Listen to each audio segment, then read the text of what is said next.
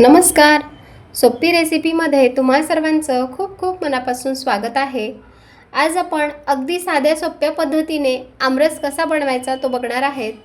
आता उन्हाळा सुरू आहे आणि उन्हाळ्यामध्ये ना भरपूर प्रमाणामध्ये मार्केटमध्ये आंबे आलेले आहेत. तर मग आपण काय करतो, आंब्याचे वेगवेगळे पदार्थ बनवून खातो आणि सगळ्यांच्याच आवडीचा सगळ्यांनाच आवडणारा आंब्याचा पदार्थ म्हणजेच आमरस. कारण प्रत्येकाला आमरस हा आवडतोच. तर अगदी साध्या सोप्या पद्धतीने हा आमरस कसा बनवायचा किंवा बनवल्याच्या नंतर तो काळा पडू नये यासाठी आपण यामध्ये काही खास टिप्स दिलेल्या आहेत. त्यासाठी रेसिपी शेवटपर्यंत नक्की बघा. व्हिडिओ आवडला असेल तर प्लीज माझ्या चॅनलला सबस्क्राईब करा, लाईक करा, सोबतच बेल आयकॉनवर क्लिक करा. चला तर मग वेळ न घालवता रेसिपीला सुरुवात करूया. आमरस बनवण्यासाठी सगळ्यात अगोदर इथे आपण 2 कलमी आंबे घेतलेले आहेत. आता इथे तुम्ही कोणत्याही जातीचा आंबा वापरू शकता. हापूस असेल किंवा केशर असेल. तर आंबा घेतला, तो 1 तासभरासाठी आपण पाण्यामध्ये भिजत ठेवला होता.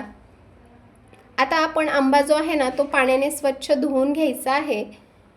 कारण यावर बरेचसे रस्त्यावरची जी धूळ असते ती बसलेली असते. त्यामुळे आपण आंबा स्वच्छ पाण्याने धुवून घेऊयात.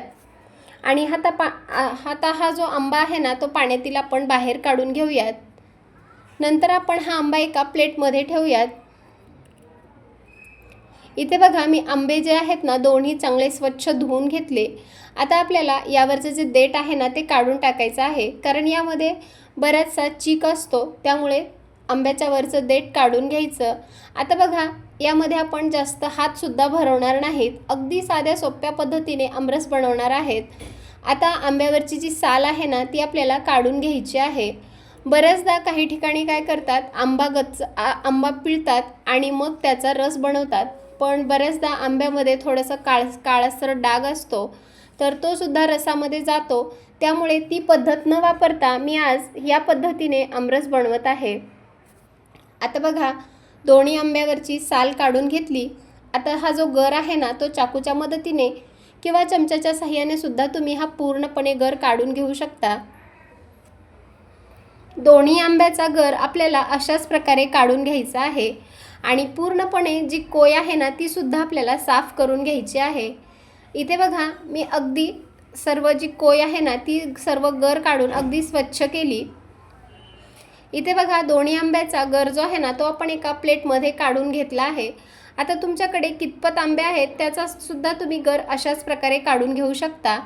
आता इथे मी एक मोठं मिक्सरचं भांडं घेतलं. ज्यामध्ये आपण ज्यूस बनवतो ना तेच भांडं आपल्याला वापरायचं आहे.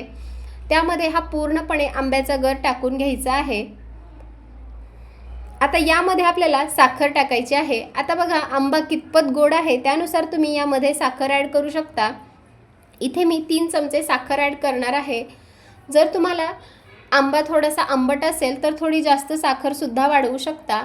आता यावर झाकण ठेवायचं आणि मिक्सरला आपण हे फिरवून घ्यायचं आहे.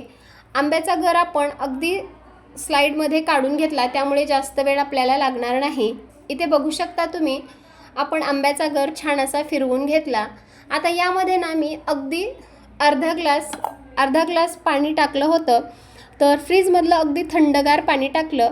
यामुळे काय होतं, आपला आमरस जो आहे ना तो काळा पडणार नाही. आता बघा, हा आमरस आपण एका दुसऱ्या डिशमध्ये सर्व करूयात. तर बघा, आपला जो आमरस आहे ना किती मस्त असा दाटसर तयार झालेला आहे. अगदी 5 ते 10 मिनटामध्ये हा आमरस बनवून तयार झाला. तुम्ही हा आमरस आहे ना चपातीबरोबर खाऊ शकता किंवा जी पुरणाची पोळी असते किंवा पुरीबरोबर सुद्धा खायला खूपच भन्नाट लागतो. तुम्हाला ही रेसिपी कशी वाटली मला नक्की कमेंट करून सांगा. व्हिडिओ जर आवडला असेल तर जास्तीत जास्त लोकांपर्यंत शेअर करा. आणि बघू शकता इथे आपला आमरस किती मस्त असा दाटसर झालेला आहे. आता तुम्हाला एवढा दाटसर जर आमरस आवडत नसेल तर तुम्ही अजून यामध्ये फ्रीजमधील अगदी थंडगार पाणी ॲड करू शकता. चला तर मग पुन्हा भेटूयात अशाच एका छानशा मस्त खमंग रेसिपीसोबत. तोपर्यंत धन्यवाद आणि मस्त रहा, स्वस्थ रहा आणि सगळ्यात महत्त्वाचं चांगलं खात रहा. पुन्हा भेटूयात. तोपर्यंत बाय बाय.